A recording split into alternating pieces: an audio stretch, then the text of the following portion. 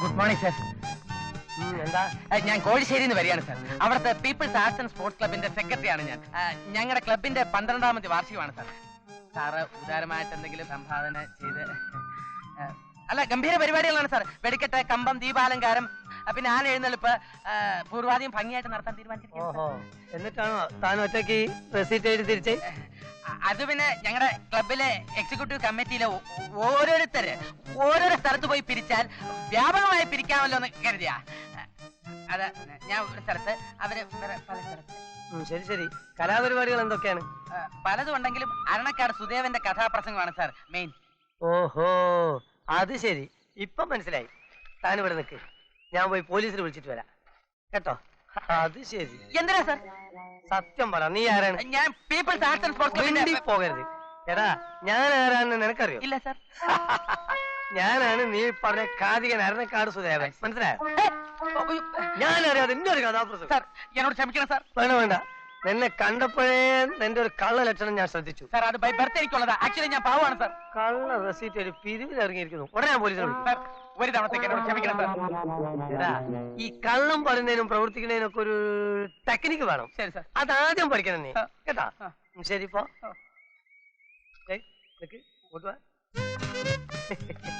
ഇനി ഒരു കാര്യം കൂടി അറിയണം. ഞാൻ ഈ കാതികൻ അരണക്കാട് സുദേവനൊന്നല്ല. എടാ, കക്കാൻ പഠിച്ചാൽ നിൽക്കാനും കൂടി പഠിക്കണം. ഞാൻ നിന്നൊന്ന് ടെസ്റ്റ് ചെയ്ത് നോക്കിയതല്ലേ. ഫസ്റ്റിലേ നീ വരണ്ടു കഴിഞ്ഞു. അല്ലെങ്കിൽ എന്റെ സ്ഥാനത്ത് ഒരു പാവപ്പെട്ടതായിരുന്നെങ്കിൽ അന്തസ്സായിട്ട് നീ ഒരു 25 രൂപ അടിച്ചു പോയില്ലായിരുന്നു, ഇല്ലേ? പിന്നെ ഈ വേലായുധൻ തമ്പി അത്ര മാന്യനൊന്നല്ല. നിനക്കറിയോ, ഞാൻ ഇത്രയും കോടിക്കണക്കിന് സമ്പാദിച്ചിട്ട് ഇൻകം ടാക്സ് ഡിപ്പാർട്ട്മെന്റിന് ഇന്ന് വരെ ഒരു നയാ പൈസ പോലും കൊടുത്തിട്ടില്ല. എല്ലാം കള്ളക്കണക്കല്ലേ. ഒരു നേക്കൊരു ഐഡിയ ഒക്കെ വേണം. മനസ്സിലായോ? പോയിക്കോ. അങ്ങനെ പോകാനല്ല ഞാൻ വന്നത്. പിന്നെ ഇവിടെ കൂടാൻ വന്ന അവിടെ കേറി കേൾക്ക. ചേച്ചി Thampi, I am from the income tax department. കഴിഞ്ഞ 10 കൊല്ലമായി നിങ്ങൾ ഞങ്ങളുടെ ഡിപ്പാർട്ട്മെന്റിന് കള്ളക്കണക്കാണ് കൊടുത്തുകൊണ്ടിരിക്കുന്നത്. You have been submitting false and bogus accounts.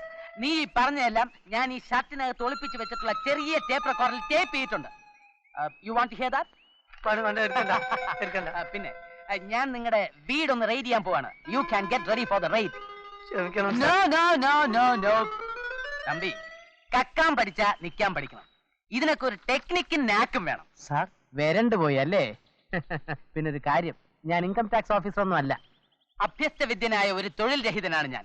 എന്റെ പേര് KR അഴകപ്പൻ BSc. താൻ ഒരു ഗോൾ അടിച്ചാൽ ഞാൻ 10 ഗോൾ തിരിയടിക്കും. താൻ എന്ത് വിചാരിച്ചു? തനിക്ക് മാത്രമേ ബുദ്ധിയുള്ളെന്നോ? കള്ളപ്പിരിവിന് ഇറങ്ങിയത് തന്നെ, പക്ഷെ ദാരിദ്ര്യം കൊണ്ടാ. നീ അധികം വിളയേണ്ട മോനെ. ഇതിന് പകരം വെച്ചിട്ടില്ലെങ്കിൽ എന്റെ പേര് തമ്പി എന്നല്ല. എന്താ പറഞ്ഞത്? സാറേ, NOC തട്ടിപ്പിനിരയായ ഒരു ഹതഭാഗ്യനാ ഞാൻ. കടം വാങ്ങിയ 10,000 രൂപ തിരിച്ചു കൊടുക്കാനുള്ള ബദ്ധപ്പാടിലാണ് ഞാൻ. അതിനു വേണ്ടിയാണ് ഈ വേഷം കെട്ടും നോട്ടീസും ഒക്കെ. അത്രേ ഉള്ളൂ. നിനക്ക് 10,000 രൂപ ഞാൻ തരാം.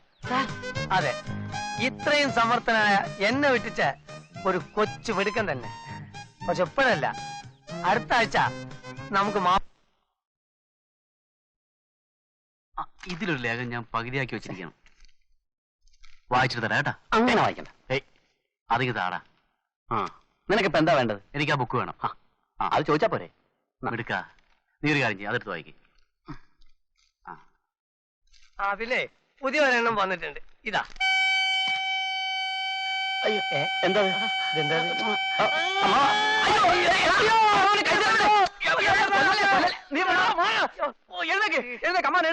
അയ്യോ, ഇതാരെവിടെ കൊണ്ടുവന്ന് വെച്ചത്? നിങ്ങൾ കുട്ടികളെ പോലെ ശബ്ദം ഉണ്ടാക്കി കളിക്കണേ. അയ്യോ, അതല്ല, ഇതാരെവിടെ കൊണ്ടുവന്ന് വെച്ചത്? അയ്യോ, ഇത് അടുത്ത വീട്ടിലെ കുട്ടിയുടെ കളിക്കുന്ന ഇത് അങ്ങോട്ട് കൊണ്ട് കൊടുക്ക്.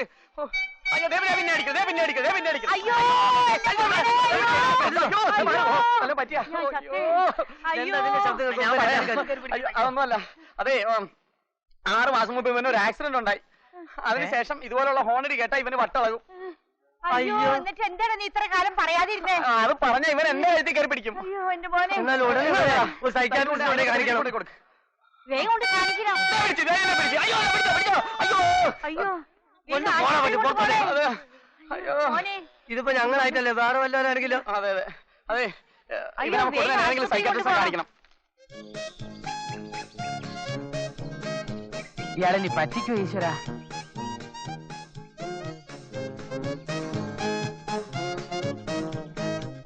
ഞാൻ ലേറ്റ് ആയോ? ഇല്ല സാർ. എവിടെ സാർ ആ 10,000 രൂപ?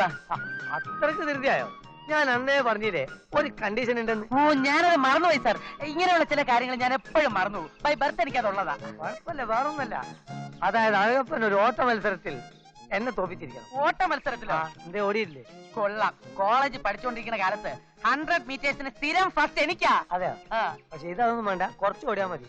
അതാ കാണുന്ന 5ാമത്തെ പോസ്റ്റ് അത് വരെ ഓടിയാ മതി. 5ാമത്തെ പോസ്റ്റ്. പക്ഷെ അവിടെ എത്രയും മുമ്പ് അഴകപ്പൻ ജയിച്ചിരിക്കണം. അത് ഓക്കെ സാർ. നോക്കുക സാർ. ഒരു മാർക്ക്. ഒരു മിനിറ്റ് സാർ, ഒന്ന് വാമപ്പ് ചെയ്തോട്ടെ. റെഡി? 1 2 3.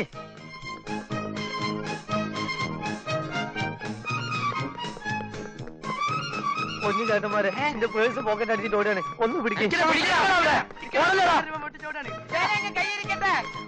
രൂപ എനിക്ക് കിട്ടി.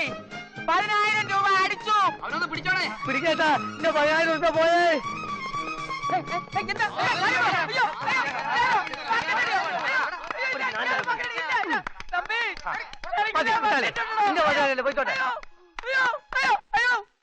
അതൊക്കെ ഇരിക്കട്ടെ. ഗൗരി എനിക്ക് ഇഷ്ടമായി. എനിക്ക് തങ്കച്ചി വല്യമ്മേ, ഞാൻ ഇവിടെ ഒറ്റയ്ക്കിരുന്ന് ബോറടിക്കുമ്പോ ഗൗരി വരുന്നത് എനിക്കൊരു ആശ്വാസമായിരിക്കും. ഒഴിവ് ദിവസങ്ങളിൽ വീട്ടിൽ ഒറ്റയ്ക്കിരുന്ന് ബോറടിക്കുന്നതിനേക്കാൾ ഭേദം തങ്കച്ചി വല്യമ്മ വന്ന് കാണാമെന്ന് ഞാൻ തീരുമാനിച്ചു. അതാ വന്നേ. ഗൗരിയെ പോലെ ഒരു നല്ല അയൽവാക്കം കിട്ടിയത് എന്റെ ഭാഗ്യം. എനിക്ക് ആകെയുള്ള ഒരു മകൻ വിനോദ്. അവൻ ക്രൈംബ്രാഞ്ച് ഉദ്യോഗസ്ഥനാ. ഒരു പ്രത്യേക ടൈപ്പാ. പിന്നെ അനിയും വേലായുധൻ തമ്പി ചുറ്റിക്കറങ്ങി നടക്കുന്നു. നാട്ടിൽ നിന്ന് 2 അന്തരവന്മാര് വന്നിട്ടുണ്ട്, രാകേഷും രമേശും. ശങ്കു, ഒന്നിങ്ങി വന്നേ. ഇവനാണ് ഞങ്ങളുടെ ശങ്കു. ഇവൻ ഞങ്ങളുടെ ബാല്യക്കാരൻ മാത്രമല്ല, സെക്യൂരിറ്റി ഗാർഡ് കൂടിയാണ്. കരാട്ടയിൽ 5th ഡിഗ്രി ബ്ലാക്ക് ബെൽറ്റ്. സൂക്ഷിക്കണം. പുള്ളി കൊള്ളാമല്ലോ. ശങ്കു, നീ പോയി കുടിക്കാൻ എന്തെങ്കിലും കൊണ്ടോ? അമ്മായി ഇതാ ഞാൻ പറഞ്ഞ തങ്കച്ചേലമ്മേ, ആരാ ഇത്? ഇത് എന്റെ അന്തരവ് രാകേഷ്. ഹലോ. ഇത് ബാല്യകാല സഖി ഓമന. ഞാൻ പോയിട്ട് പിന്നെ വരാം. ശരി. അമ്മായി, ആ പോയത് ആരാണ്? അത് നമ്മുടെ അയൽപക്കത്തെ മാളഭട്ടിന്റെ മകളില്ലേ, പേര് ഗൗരി. നമ്മുടെ മാളഭട്ടിന്റെ? നമ്മുടെ മാളഭട്ട. മാളഭട്ടിന്റെ പേര് കൊള്ളാം, ഗൗരി. ശരിയാ, നല്ല പേരാ, ഗൗളി. ചുമരിട. നിങ്ങൾ അകത്തേക്കല്ലേ, എന്തെങ്കിലും കഴിക്കാൻ നോക്ക്. അയ്യോ, വേണ്ടാമായിരുന്നു. അമ്മായി, അവന് വേണ്ട, എനിക്ക് നല്ല വിശപ്പുണ്ട്. അമ്മായി ആഹാരം എടുക്കുക. എന്നാ ഞാൻ കൂടെ വരാം. അല്ല, രമേശ് എവിടെ? അവനിപ്പോ രമേശ് ഒന്ന് കറങ്ങാൻ പോയതാ. ആ റേഡിയല്ലേ, അവൻ കറങ്ങാൻ പോയൊന്നും അല്ല അമ്മായി, അവനാള് മുങ്ങിയതാ. ഇനി എവിടെ പൊങ്ങുമോ എന്തോ ദൈവത്തിനറിയാം. ഞാൻ പോയിട്ട് നിങ്ങൾക്ക് ആഹാരം എടുത്തു വെക്കാം. ഓ, നിന്നോട് ഞാൻ പറഞ്ഞിട്ടുണ്ട് അമ്മായിയുടെ മുമ്പിൽ വെറുതെ ഷൈൻ ചെയ്തതെന്ന്. മൂച്ചടിച്ചാ ഇന്നലെ അടി കൊണ്ട് വരെ അമ്മയോട് പറഞ്ഞു കൊടുക്കും. ഇപ്പൊ വരാം.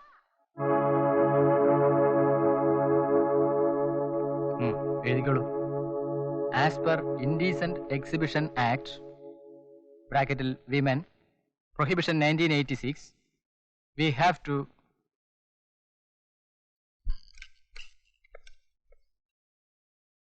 you may go now. Yes sir. Sir, എന്റെ കേസ് ഒന്ന് ഒതുക്കി തരണം സർ. നെവർ, ഒരിക്കലും സാധ്യമല്ല. കുറ്റം ചെയ്തവർ ശിക്ഷ അനുഭവിക്കണം. പ്ലീസ് സർ, എന്നെ ഒന്ന് സഹായിക്കണം സർ. ഒരു പോലീസ് ഓഫീസറായി നിങ്ങൾ കൈക്കൂലി വാങ്ങുമ്പോൾ ഓർക്കേണ്ടതായിരുന്നു. സർ, അത്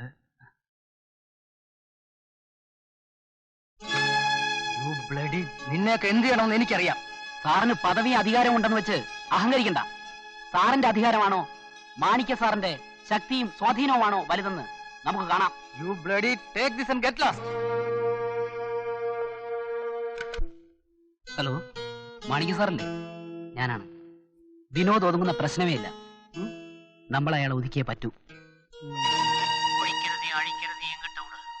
ഓക്കെ സർ. ഗൗരി, അച്ഛനെവിടെ? അപ്പ കടയിലാണ്, ഉച്ചയ്ക്ക് വരും. എന്ത് ജാനകിയല്ലേ? 2 ദിവസമായിട്ട് മോളെ കാണുന്നില്ലല്ലോ. പരീക്ഷയായിരുന്നു, അതാ. അപ്പ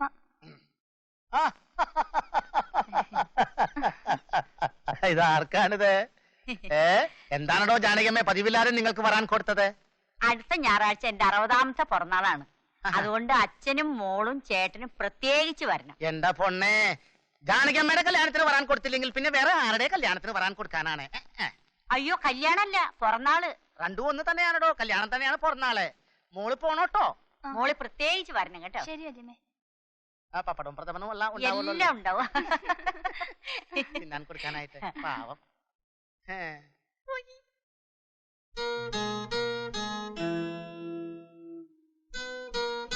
ആണുങ്ങളെ കുറച്ച് മിടുക്കൊക്കെ വേണം. നിങ്ങളെ കാര്യം ആലോചിക്കുമ്പോ എന്ത് പറയണമെന്ന് എനിക്ക് അറിഞ്ഞൂടാ. ഞങ്ങൾ എന്ത് ചെയ്യണമെന്നാണ് അമ്മാവൻ പറയുന്നത്? എടാ, ഈ കോശിച്ചായനും കുഞ്ഞു മുഹമ്മദും പെശകാണെന്ന് പണ്ട് മുതലേ എനിക്കറിയാം. നിങ്ങളല്ലാതെ അവർ പറയുമ്പോൾ കേൾക്കോ? സ്വത്തുക്കളൊക്കെ ഞങ്ങളുടെ പേർക്ക് എഴുതി തരുന്നതിന് അവര് സഹായിക്കാമെന്നും പറഞ്ഞ് എന്തൊക്കെയാണ് ഞങ്ങളെ കൊണ്ട് ചെയ്യിച്ചതെന്ന് അറിയാവോ അമ്മാവന്? അതിനുവേണ്ടി എന്തെല്ലാമാണ് പറഞ്ഞത്? അമ്മാവനെ കാണരുത്, സംസാരിക്കരുത്. കൂട്ടത്തിൽ വല്യമാരുടെ സ്വഭാവം മാറി. സ്വയം അധ്വാനിക്കണമെന്ന് കേൾക്കുമ്പോൾ സന്തോഷിച്ച് സ്വത്തുക്കൾ ഞങ്ങൾക്ക് എഴുതി തരും എന്നൊക്കെ പറഞ്ഞ് തെങ്ങും തോപ്പിൽ ഞങ്ങളെ കൊണ്ട് പകൽ പണിയെടുപ്പിച്ചു. അതിൽ നിന്നെക്കാളും എടുക്കാൻ ഞാൻ തന്നെ. ഞാൻ ഒരു പണി എടുത്തിട്ടില്ല. പിന്നെ ആരും ഞാനാ പണിയെടുത്തത്? നീയല്ലേ? നീ അതൊന്നും പറയാൻ നിൽക്കണ്ട. കഴിഞ്ഞതൊക്കെ പോട്ടെ, ഇനി വരാൻ പോകുന്നതിനെ പറ്റി സംസാരിക്കാം. ഇപ്പം പറയുന്നതാ ശരി. എന്നെ ഇവനെ അവന്മാര് എന്തുമാത്രം ദ്രോഹിച്ചിട്ടുണ്ടെന്ന് അറിയോ നിങ്ങൾക്ക്? എങ്ങനെ? അതൊക്കെ പഴയ കഥയാ. അതൊന്നും ഇനി പറഞ്ഞിട്ട് കാര്യമില്ല. നീ ഒന്ന് പറഞ്ഞു കൊടുക്കേണ്ട വേല ഇതാ. അതിന് വരെ കിട്ടിയിട്ട് വേണ്ടേ? രാവിലെ എണീറ്റ് പോകും കറങ്ങാൻ. അല്ലെങ്കിൽ ഈയിടായിട്ട് ഇവന് കറക്കം കുറച്ച് കൂടുതലാ. വേണ്ട വേണ്ട, എന്നോടും കൂടിയാ. തിരിച്ചു വരുന്നതോ പാതിരാത്രിക്ക്. ആര് പറഞ്ഞു? ആരും ഒന്നും പറയണ്ട, എല്ലാം ഞാൻ കാണുന്നുണ്ട്. ഇനിയെങ്കിലും ജീവിതത്തിൽ ഒരു ഉത്തരവാദിത്തം ഉണ്ടെന്ന് മനസ്സിലാക്കുക. എല്ലാം നിങ്ങളുടെ നന്മയ്ക്ക് വേണ്ടിയിട്ട്. ആർക്കും ദേഷ്യമൊന്നുമില്ലല്ലോ. അയ്യോ, വല്യമ്മായിയോട് ഞങ്ങൾക്ക് ദേഷ്യോ? എങ്കിൽ പിന്നെ വല്യമ്മയുടെ 60ാം പിറന്നാളിന് ഞങ്ങളെല്ലാം നേരത്തെ വരുമോ? ആ, സമയം കുറയായി, കിടന്നുറങ്ങണം. നാളെ കുറച്ച് പണിയുണ്ട്. നാളല്ലേ പിറന്നാള്.